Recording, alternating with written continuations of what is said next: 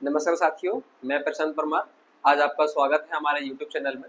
जैसे कि हमने प्रीवियस लेक्चर में देखा कि हमने forest and wild life resources यानी कि वन और वन्य जीव संसाधन के बारे में एक टॉपिक कंप्लीट पूरा किया, जिसमें हमने फॉरेस्ट और वाइल्ड लाइफ रिसोर्सेज के बारे में जाना, उनके इम्पोर्टेंस को जाना, उनके ऊपर कौन कौन से खतरे हैं, उनकी समस्याओं को जाना, उनको हम कंजर्व यानी कि संरक्षण कैसे कर सकते हैं उसको जाना, भारतीय समाज उनको कैसे संरक्षण के रूप में अपने को प्रयास किया, या फिर भारत सरकार ने कौन कौन से कानून या फिर नीतियां लाके उनको कंजर्व किया। तो ये सारी चीजें हमने अपने प्रीवियस यानी कि लास्ट वाले लेक्चर में कंप्लीट किया। आज इस चैप्टर का जो सेकंड पार्ट हम लोग आज बनाएंगे, तो जिसमें हम आज आपके वन एवं वन्य जीव के प्रकार और वितरण को देखेंगे, और एक लास्ट हेडिंग जो है समुदाय और वन संरक्षण को हम आज देखेंगे। और इन्हीं दो हेडिंगों के साथ में आज का हमारा चैप्टर यानी कि पार्ट 2 के रूप में इस चैप्टर को हम फिनिश करेंगे। तो आइए शुरू करते हैं। जैसे कि सबसे पहले हम यहाँ पे हेडिंग लिखते हैं, वन एवं वन्य जीव के प्रकार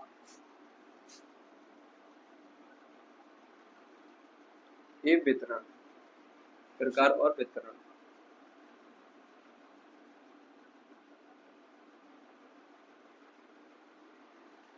बेसिकली हम इसमें पढ़ेंगे कि भारत सरकार द्वारा वन और वन्य जीवन के प्रकार को यानी कि संरक्षण को कितने प्रकार में और किस प्रकार से वितरण करते हुए हम अपने भारतीय संदर्भ में इस चीज को समझेंगे। तो सबसे पहले हम समझते हैं कि भारत सरकार द्वारा समय समय पर जब भी हमारे पर्यावरण पर खतरा नजर आया है, तो उन्होंने कुछ कार्यक्रम या कुछ नीतियों के माध्यम से हमारे वन और वन्य जीव को उनके बेहतर प्रबंधन के लिए, नियंत्रण के लिए, विनियमन के लिए समय समय पर कानून लाया है, जिसके तहत हमारे पूरे भारतीय वन क्षेत्र को कई प्रकार से हमने विभाजित किया है, और उनका जो प्रतिशत है, उनको संरक्षित करने का जो प्रतिशत है, किस राज्य में कितना है, वो सारी चीजें हम अभी देखेंगे। तो बेसिकली अभी आप इतना समझो कि भारत सरकार के द्वारा समय समय पर पर्यावरण संरक्षण को देखते हुए वन एवं वन्य जीव के संरक्षण के लिए, उनके बेहतर प्रबंधन के लिए और विनियमन के लिए कई सारे प्रयास उठाए गए हैं। इसके चलते भारत सरकार का एक हमारा डिपार्टमेंट है, जैसे हम बोलते हैं फॉरेस्ट डिपार्टमेंट या फिर वन विभाग। तो वन विभाग के द्वारा हमारे भारतीय वन क्षेत्र को कुल 3 प्रकार से बांटा गया है। जैसे कि तो पहले हम देखते हैं वन एवं वन्य जीव के प्रकार और वितरण। तो प्रकार के साथ साथ में हम कवर करेंगे इसके वितरण को, और देखेंगे किस स्टेट्स में कितना परसेंट है, और उस हिसाब से भारत सरकार के द्वारा कितने राज्यों में या फिर कोई राज्य कितना कंट्रीब्यूशन दे रहा है फॉरेस्ट को कंजर्व करने में, ये सारी चीजें हम देखेंगे। तो सबसे पहले हम देखते हैं कि भारत सरकार द्वारा भारतीय वन क्षेत्र को कितने प्रकार में बांटा गया है। तो सबसे पहले एक है आरक्षित वन।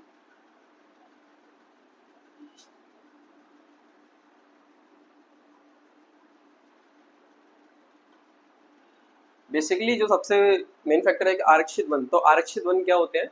तो आरक्षित वन भारत सरकार द्वारा प्रबंधित और नियंत्रित किए जाते हैं। इनमें किसी भी भारी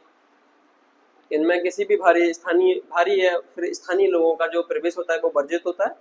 इस वन क्षेत्र पर पूर्णतः सरकार का नियंत्रण होता है। इसमें पशु चारण या फिर लकड़ी कटाई या फिर स्थानीय लोग जो है वो वन उत्पाद को इकट्ठा करने जैसे कई सारी जो गतिविधियों को अंजाम देते हैं लोग, उन सब पर पूर्णतः प्रतिबंध है। अगर स्थानीय लोग या कोई बाहरी लोग इन वन क्षेत्रों में प्रवेश करने का या फिर कोई भी ऐसी गतिविधि करने का प्रयास करते हैं जिससे हमारे वन संरक्षण पर संकट या फिर कोई समस्या हमारे सामने देखने को मिलती है, तो उसमें कुछ दंडात्मक कार्रवाई करने का सरकार को अधिकार है। तो बेसिकली हम ये देखते हैं कि पहले हम इसको लिख लेते हैं, एक मिनट। आरक्षित वन सरकार के पूर्णतः नियंत्रण में।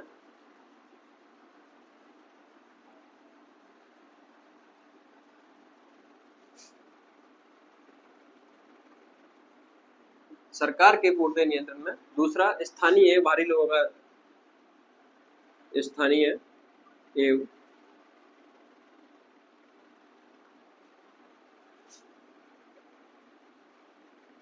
बाहरी लोगों का प्रवेश वर्जित।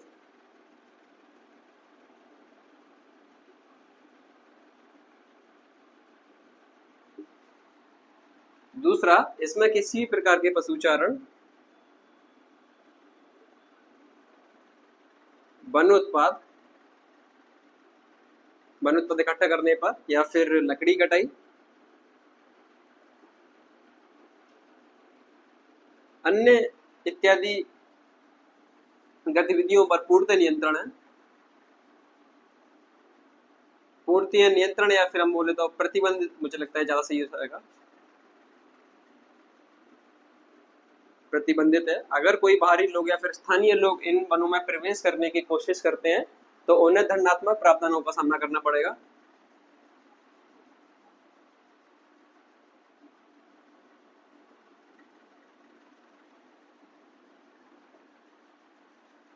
तो मुझे लगता है कि जो भारत सरकार ने भारतीय वन क्षेत्र को नियंत्रित, प्रबंधित और विनियमित करने के लिए जो उनका प्रकार बांटा है और उनका जो वितरण है, हम प्रकार के रूप में ही देखेंगे तो आगे समझेंगे। तो जो पहला प्रकार निकल के आता है सामने, तो वो है आरक्षित वनों का, जिसमें ये जो वन क्षेत्र है वो सरकार के पूर्णतः नियंत्रण में रहते हैं। स्थानीय एवं बाहरी लोगों का प्रवेश जो है वर्जित है। पशु चारण, वन उत्पाद, लकड़ी कटाई जैसी इत्यादि गतिविधियों पर सरकार का पूर्णतः नियंत्रण और प्रतिबंधित है ये क्षेत्र। अगर कोई व्यक्ति ऐसा करता है, इन वन क्षेत्रों में जाकर किसी भी अनैतिक गतिविधि को बढ़ावा देता है, तो उस पर दंडात्मक प्रावधान सरकार के द्वारा किए गए हैं। तो अब हम ये देखते हैं कि ऐसे वन क्षेत्र सबसे ज्यादा किस राज्य में है। तो मैं आपको बता दूं कि सबसे ज्यादा ये वन क्षेत्र जो मिलेंगे वो आपको मिलेंगे मध्य प्रदेश में। भारतीय वन क्षेत्रों में आरक्षित वनों का जो कुल प्रतिशत है वो मध्य प्रदेश राज्य में सबसे ज्यादा देखने को मिलता है। मध्य प्रदेश का जो संपूर्ण वन क्षेत्र है उसमें सबसे ज्यादा जो प्रतिशत है वो है हमारे आरक्षित वनों का। तो बेसिकली मुझे लगता है कि एक जो आरक्षित वनों के बारे में सफिशिएंट जानकारी है। और दूसरा हम अगर इसका टाइप देखें तो दूसरा टाइप है वो है रक्षित, रक्षित वन क्षेत्र। वितरण के रूप में सिर्फ ये दिखना है कि हम किस राज्य में कितना प्रतिशत किस वन क्षेत्र का है। तो हम देखते हैं अब रक्षित वन क्षेत्र को। तो रक्षित वन क्षेत्र बेसिकली ऐसे वन क्षेत्र हैं जहां सरकार का पूर्ण नियंत्रण तो है, परंतु स्थानीय लोगों की कुछ आवश्यकताएं होती हैं, जैसे कि लकड़ी कटाई को लेकर या फिर ईंधन को लेकर या पशुचारण को लेकर या कुछ वन उत्पाद को इकट्ठा करके अपनी जीविकोपार्जन को बढ़ावा देना। तो ये कुछ छोटी छोटी गतिविधियां हैं जो स्थानीय लोगों के द्वारा सरकार के नियंत्रण में वहां पे उनको अलाउ किया गया है, या फिर ये बोले तो कुछ सीमित क्षेत्र में सरकार ने उनको परमिशन दी है कि जो स्थानीय लोग हैं वहां जाके पशुचारण कर सकते हैं। जो सूखे वन है या फिर ऐसे वन जो ईंधन के रूप में यूज किए सकते हैं उनको कुछ परमिशन दी गई है। वन उत्पाद को इकट्ठा करके स्थानीय लोग अपने जीविकोपार्जन को बढ़ावा दे सकते हैं। तो ऐसी गतिविधियों को सरकार के नियंत्रण में कुछ हद तक वहां परमिशन दी गई है, तो वो बेसिकली होगा रक्षित वन क्षेत्र में। तो हालांकि ये क्षेत्र जो है सरकार के नियंत्रण में तो है,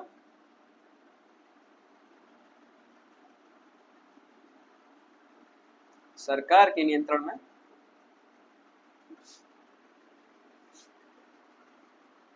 स्थानीय लोगों को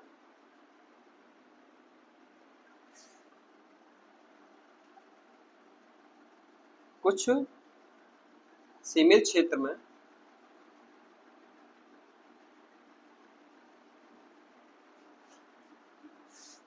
लकड़ी काटने, पशुचारण जिसे बोलते हैं कैटल रियरिंग, और वन उत्पाद इकट्ठा करने जैसे कुछ आज्ञा इसमें शामिल है, जो बेसिकली जरूरत नहीं है लिखने की। तो मुझे समझ में आ रहा है कि आप इतने से समझ जाओगे कि सरकार के नियंत्रण में स्थानीय लोगों के कुछ सीमित क्षेत्र में लकड़ी काटने, पशुचारण, वन उत्पाद या फिर ईंधन इकट्ठा करने जैसी गतिविधियों को अंजाम दिया जा सकता है, परंतु कुछ सीमित क्षेत्र में। तो ये बेसिकली जो चीज है वो आएगी रक्षित वन क्षेत्र में। अगर रक्षित वन क्षेत्र का हम प्रतिशत देखें तो पूरे भारत में सबसे ज्यादा निकलेगा अपना महाराष्ट्र हो गया, एक अपना केरल हो गया, तमिलनाडु, पश्चिम बंगाल, पूर्वी उत्तर प्रदेश और इत्यादि। को एक दो राज्य और हो सकते हैं कि रक्षित वन क्षेत्र का जो कुल क्षेत्र पूरे भारत में सबसे ज्यादा जो प्रतिशत है उनका, तो वो महाराष्ट्र में, केरल में, तमिलनाडु में, पश्चिम बंगाल में, उत्तर प्रदेश में जो हमें आराम से देखने को मिल सकता है। इसमें एक और कवर करते हैं हम लोग उत्तराखंड। अपना उत्तराखंड में भी अच्छी खासी प्रतिशत में रक्षित वन पाए जाते हैं। तो मुझे लगता है कि आरक्षित वन भी आपको क्लियर हुए होंगे और रक्षित वन भी क्लियर हुए होंगे। तो भारत सरकार के द्वारा 3 वन क्षेत्रों में हमने अपने पूरे भारतीय संसद में वन को जो विभाजित किया है, तो उसमें है एक आरक्षित वन और एक है दूसरा रक्षित वन और तीसरा हम पढ़ेंगे अवर्गीकृत वन।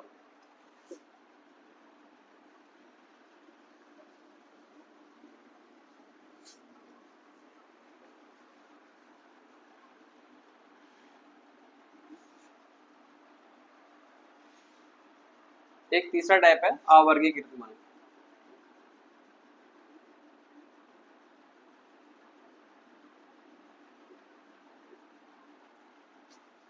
बेसिकली ऐसे वन क्षेत्र जहाँ कुछ खास वन संसाधन की उपलब्धता नहीं है, या फिर बंजर भूमि के रूप में, या फिर कुछ विकराल रूप में वन क्षेत्र पाए जाते हैं, जहाँ बेसिकली स्थानीय लोगों को या फिर बाहरी लोगों को भी कुछ हद तक उनमें प्रवेश करने की परमिशन होती है। वो भी अपनी आवश्यकताओं के अनुसार कुछ लकड़ियां काट सकते हैं, ईंधन इकट्ठा कर सकते हैं, अपने जीविकोपार्जन हेतु वन उत्पाद को इकट्ठा कर सकते हैं, रोजगार जैसे साधन को बढ़ावा दे सकते हैं, पशु चारण जैसी गतिविधियों का भी वहाँ इस्तेमाल कर सकते हैं। तो ऐसे क्षेत्र जहाँ सरकार का नियंत्रण तो रहेगा, बट स्थानीय लोगों को वहाँ पूर्णतः परमिशन होती है, या फिर ये बोले तो सरकार वहाँ पे कुछ ज्यादा रोक टोक जैसे कोई गतिविधियों को अंजाम नहीं देती है। और सबसे बड़ी बात अवर्गीय वन क्षेत्र, सबसे बड़ी बात यहाँ कि सरकार के कोई दंडात्मक कोई प्रावधान ज्यादा कुछ खास होते नहीं है। तो यहाँ पे बेसिकली स्थानीय लोग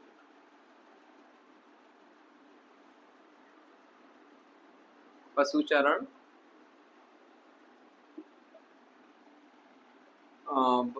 लकड़ी की कटाई, वन उत्पाद,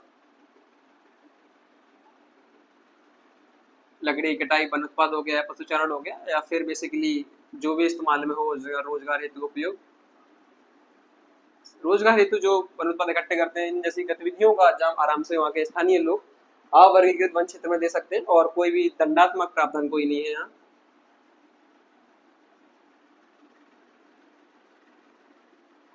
दंडात्मक प्रावधान नहीं है।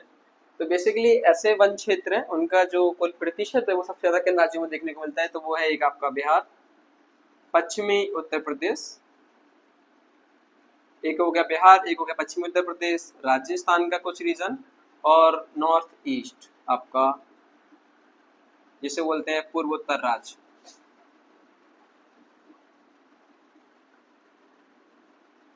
पूर्वोत्तर राज्य के जितने भी हमारे 7 सिस्टर्स हैं, चाहे वो आसाम हो, मेघालय हो, मणिपुर हो, मिजोरम हो, नागालैंड हो, अरुणाचल प्रदेश हो, या फिर त्रिपुरा हो, ऐसे राज्यों को, दूसरा राजस्थान को, पश्चिमी उत्तर प्रदेश का हिस्सा और बिहार को रखा गया है अवर्गीकृत वन क्षेत्र में। ऐसे वन क्षेत्र जहाँ स्थानीय लोगों को पशुचारण, वनों की कटाई, रोजगार हेतु अपने कुछ वन उत्पाद को इकट्ठा करके अपने जीविकोपार्जन को बढ़ावा देना, ये सारी गतिविधियों को वहाँ बढ़ावा आराम से दिया जा सकता है, और दंडात्मक प्रावधान भी कुछ ज्यादा खास नहीं होते वहाँ। तो ऐसे वन क्षेत्र बेसिकली हमारे बिहार, उत्तर प्रदेश, राजस्थान और नॉर्थ ईस्ट के जो 7 सिस्टर्स के जो अभी स्टेट्स हैं मैंने आपको बताया, इन सारे क्षेत्रों में इनका जो प्रतिशत है वो सबसे ज्यादा देखने को मिलता है। तो मुझे लगता है कि वन ए वन्य जीव के प्रकार और उनका वितरण, तो प्रकार के हिसाब से बेसिकली यही इनके टाइप्स देखने थे, और उनका वितरण के हिसाब से उनके स्टेट्स को देखना था कि किस वन क्षेत्र का कितना प्रतिशत किन राज्यों में है। अब बेसिकली आप ये मत सोचना कि मैंने वन्य जीव की बात नहीं की, तो आपको इतना बेसिक कॉन्सेप्ट मैं आपको बताऊं कि देखो जहाँ वन क्षेत्र होगा वहाँ वन्य जीव अपने आप होंगे, और जहाँ का वन क्षेत्र समृद्ध होगा तो वन्य जीव भी अच्छे खासे होंगे, वहाँ की जो बायोडाइवर्सिटी होगी वो भी अच्छी खासी होगी, इकोसिस्टम बहुत अच्छी तरीके से बैलेंस होगा। तो बेसिकली वन क्षेत्र को देखते हुए वन्य जीव ऑलरेडी इसमें इंक्लूड है, और उन्हीं के प्रकार, उनके वितरण के हिसाब से उनका जो संसाधन है, बेसिकली इतना ही हमें जानना था।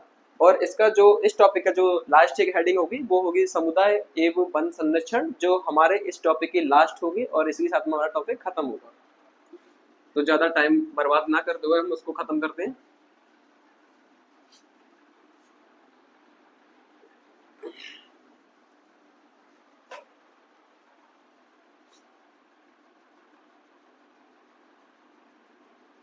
समुदाय एवं वन संरक्षण,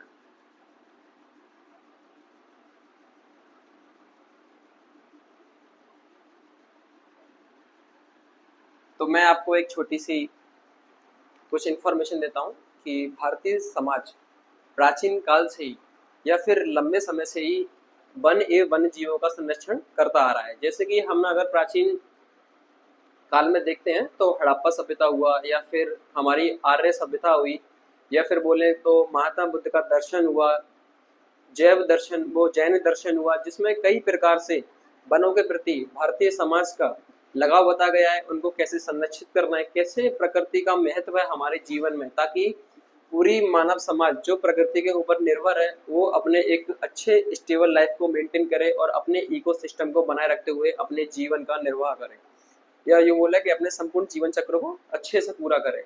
तो बेसिकली हड़प्पा समाज हो उसमें भी प्रकृति को बहुत ज्यादा महत्व दिया गया है। आर्य समाज में हम देखते हैं कि कई सारे देवी देवता ऐसे थे जिसमें प्रकृति के रूप में हमने उनकी पूजा करते हैं या फिर वर्तमान समय तक उनकी पूजा करते आ रहे हैं। और आपके जो मेन थे अपने जैन दर्शन और बौद्ध दर्शन में तो प्रकृति पर इतना बल दिया गया है, या फिर बोले तो अहिंसात्मक धर्म है जो जिन्होंने वन्य जीव को भी एक मानव प्राणी के समान उन्हें दर्जा दिया है, जिसमें हिंसा का तो कोई स्थान ही नहीं है।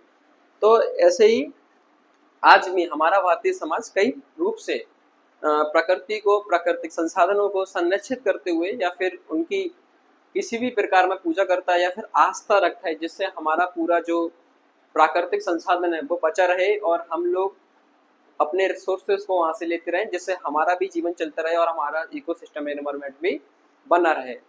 तो जैसा कि आपने देखा होगा कि आज बर मावस का दिन है, तो आज के दिन बर या बट वृक्ष की पूजा की जाती है। तो हमारी भारतीय संस्कृति में शुरुआत से लेकर अभी तक हम प्राकृतिक संसाधनों को संरक्षित करते आए हैं और उनका कैसे यूज करना है ये चीजें हमें बेहतर मालूम है। बस हमें कुछ अच्छे मार्गदर्शन की जरूरत है, जिससे आज के टाइम में जो भी वन्य जीव के प्रति जो भी अनैतिक गतिविधियां दी जा रही हैं या की जा रही हैं उनको नियंत्रित करने की, उनको सही तरीके से यूटिलाइज करने की जरूरत है। तो बेसिकली इतना ही है कि समुदाय एवं वन संरक्षण, तो समुदाय का मतलब है कि भारतीय समाज ने या उनकी संस्कृति में प्राचीन काल से कैसे ही प्रकृति को संरक्षित करने का प्रयास किया, चाहे वो हड़प्पा सभ्यता हो या फिर आर्य समाज में हमारा आर्य सभ्यता हो या फिर बौद्ध धर्म हो या जैन धर्म हो या फिर जितने भी बड़े बड़े राजा भारत में हुए, उन्होंने कई प्रकार से प्रकृति को संरक्षित किया और हमारे पूरे वन संरक्षण या फिर वन संसाधन को सुरक्षित रखा, ताकि हमारा वातावरण, उसमें रहने वाले जीव, चाहे वो मानव हो या फिर सूक्ष्म जीव हो या फिर किसी प्रकार के वन्य जीव हो, उन सबको आराम से संरक्षित किया जा सके। तो बेसिकली हम यही देखते हैं कि समुदाय के द्वारा वन संरक्षण के लिए क्या किया गया। तो बेसिकली मैंने आपको बताया कि यही सारे कुछ मेन फैक्टर्स थे जिनको समझ लो, बस इतना काफी है, लिखने की जरूरत ज्यादा किसी की चीज पड़ती नहीं है। तो हम देखेंगे वन क्षेत्र में हमारे भारत का एक बहुत बड़ा समुदाय है, बेसिकली आदिवासी बोलो या फिर जनजातीय बोलो उनको। जैसे कि चलो लिख लेते हैं चीज को, देख लो। अगर प्राचीन देखें, प्राचीन समय में एक हड़प्पा हो गया, अपना हड़प्पा सभ्यता हो गया, वैदिक सभ्यता हो गई, बौद्ध दर्शन हो गया, जैन दर्शन हो गया। इन्होंने क्या किया, प्रकृति को प्राणी के समान माना।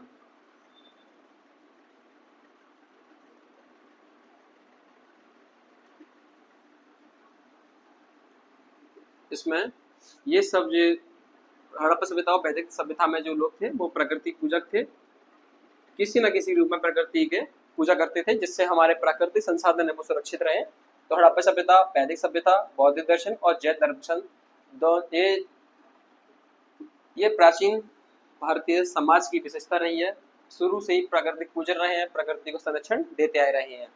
अगर आज के टाइम की बात करें तो हम वन क्षेत्र में देखते हैं कि हमारे भारतीय वन क्षेत्र में कई सारी जनजाति निवास करती हैं।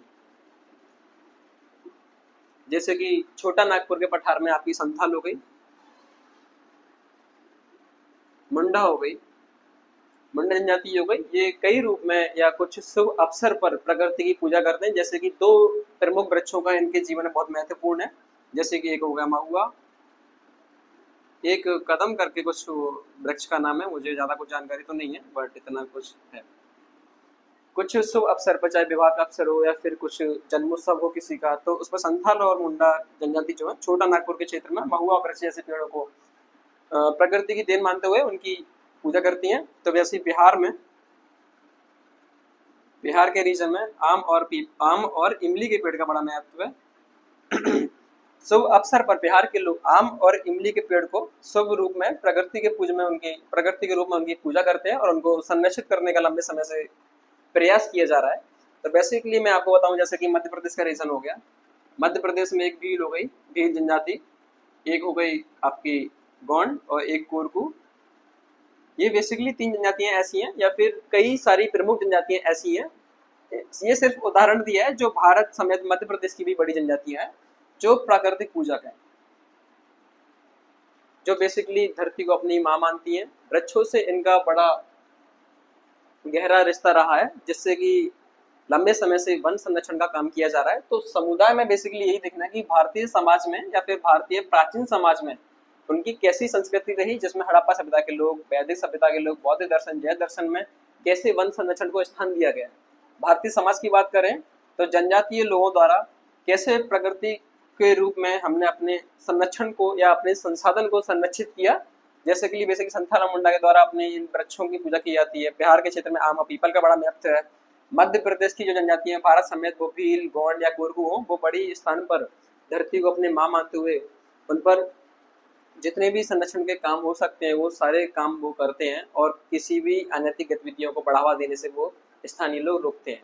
अगर हम एक नजर डालें तो मैं आपको बताऊं कि राजस्थान का एक सरिस्का नेशनल पार्क है, शायद आप लोगों ने सुना होगा। तो राजस्थान का जो सरिस्का नेशनल पार्क है, वहाँ के स्थानीय लोगों ने उस पार्क के बगल में चल रहे उत्खनन कार्य को प्रतिबंधित कराया, या फिर यूँ बोले तो बंद कराने का पूरा प्रयास किया। स्थानीय लोगों का मानना था कि इस नेशनल पार्क के आसपास की जो खुदाई हो रही है उससे कई प्रकार की अनैतिक गतिविधियों को बढ़ावा मिल रहा है, जैसे कि वन क्षेत्र का कटाव हो रहा है, वन्य जीवों की हानि हो रही है, पॉल्यूशन बड़े पैमाने पर फैल रहा है, हमारा मृदा संरक्षण, वो मृदा संसाधन जो है उसको हरास फैल रहा है। तो वहाँ के जो सरिस्का नेशनल पार्क के स्थानीय लोग जो थे, जो आसपास के वहाँ रहते थे, चाहे उनमें जनजातीय लोग हों या फिर स्थानीय लोग या किसी भी वर्ग के लोग हों, वो उन्होंने बड़े पैमाने पर एक छोटा सा आंदोलन को अंजाम दिया और सरकार से गुहार की कि यहाँ पर चल रहे उत्खनन कार्य को बंद किया जाए और हमारे संरक्षण को, हमारे संसाधन को कंजर्व किया जाए बेसिकली। तो ये बात थी राजस्थान के सरिस्का की, सरिस्का नेशनल पार्क की। तो ऐसे ही एक राजस्थान का एक अलवर जिला है, वहाँ पर स्थानीय लोगों द्वारा आवश्यकता को देखते हुए वन संसाधन और वन्य जीव के संसाधन को संरक्षित करने का बड़ा प्रयास किया गया, और इसी प्रयास के रूप में भैरव देव एक नेशनल सेंचुरी के रूप में वहाँ निकल के आया सामने, जो बेसिकली स्थानीय लोगों का एक प्रयास था। आज स्थानीय लोगों सरकार मिलकर आपस में कोऑर्डिनेशन बिठाकर उस नेशनल वाइल्ड लाइफ सेंचुरी को अच्छे से मेंटेन या अच्छे से नियंत्रित और प्रबंधित करे हुए हैं, ताकि वहाँ का जो स्थानीय संसाधन है, चाहे वो वन के रूप में हो या फिर वन्य जीव के रूप में, वो आसानी से कंजर्व रहे और बना रहे। तो बेसिकली मुझे लगता है कि हमारे चैप्टर में कुछ यही छोटे मोटे टॉपिक थे। मुझे लगता है कि आप लोग ये सोचते होंगे कि ये छोटे छोटे टॉपिक्स को पढ़ाना, ये समझाना क्या है। तो हमारे बेसिकली एनसीईआरटी के जो second chapter forest and wild life resource के हिसाब से ये सारी चीज़ें सफिशियंट हैं, और इसमें इतने सारे टर्म्स हैं जो मैंने आपको क्लियरली खोल के एक्सप्लेन किए अच्छे से। और मुझे लगता है कि मैंने आपको जितना भी समझाया है वो हमारे चैप्टर के हिसाब से और एक बेसिक इन्फॉर्मेशन के हिसाब से सफिशियंट है। ये टर्म्स हमें कई सारी जगहों आगे कॉम्पिटिटिव एग्जाम में देखने को मिलेंगे, तो इतना सारा पर्याप्त है, ज़्यादा कुछ लोड लेने की या कुछ ज़्यादा पढ़ने की आवश्यकता नहीं है। तो बेसिकली समुदाय एवं सदन संरक्षण में इतना ही था। प्राचीन काल से वर्तमान समय तक के जो भी प्रयास भारतीय समाज द्वारा किए जा रहे हैं, ये समय हम पढ़ रहा था। बाकी आप लोगों की जो भी शिकायत हो या आपको कुछ भी अपना फीडबैक देना हो तो कमेंट में ज़रूर करें। और हम अपने ज्योग्राफी का थर्ड चैप्टर वाटर रिसोर्स यानी कि जल संसाधन जल्द लेके आएंगे। अभी के लिए थैंक यू।